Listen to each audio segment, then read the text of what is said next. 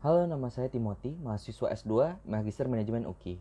Ini video summary untuk kelas manajemen keuangan minggu kedua.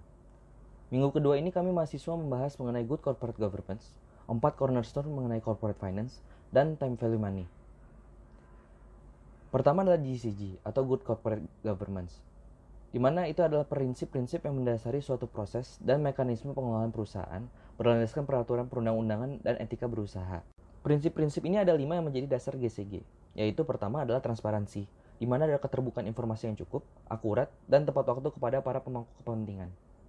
Yang kedua adalah accountability, di mana adanya kejelasan fungsi, pelaksanaan, dan pertanggungjawaban perusahaan sehingga pengelolaan terlaksana dengan efektif. Prinsip accountability memberi kejelasan hak dan kewajiban antara pemegang saham, dewan direksi, dan dewan komisaris.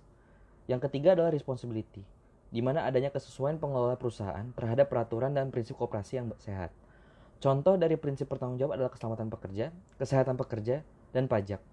Hal ini merupakan kesesuaian di dalam pengelolaan perusahaan terhadap peraturan perundang-undangan dan prinsip-prinsip koperasi yang sehat.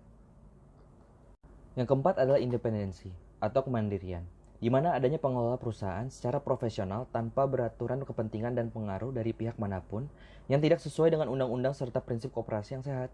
Contoh dari kemandirian adalah Dewan Komisaris dan Dewan Direksi yang memiliki pendapat yang independen pada setiap pengambilan keputusan, tapi masih bisa mendapatkan masukan dari konsultan atau sumber daya manusia lainnya yang berguna untuk menunjang kemajuan perusahaan. Yang kelima adalah fairness dan equality atau kewajaran dan kesetaraan, di mana adanya keadilan dan kesetaraan dalam memenuhi hak pemangku kepentingan atau stakeholder yang timbul berdasarkan perjanjian dan peraturan undang-undang.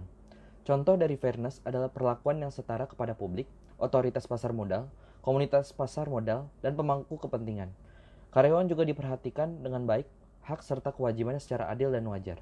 Kami mahasiswa juga diajarkan mengenai 4 value cornerstone dalam corporate finance, di mana 4 hal itu ialah core value principle, conservation of value principle, expectation treatment principle, dan best owner principle.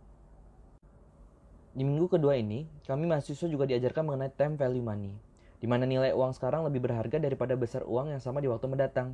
Jadi untuk uang Rp100.000 yang kita pegang sekarang, value-nya lebih kecil di masa depan dibandingkan oleh value Rp100.000 yang kita pegang sekarang. Hal ini dapat diukur dengan rumus yang mengukur value ke depan atau future value, dan value sekarang atau present value dengan rumus sebelah saya. Demikian summary dari saya. Terima kasih atas perhatiannya.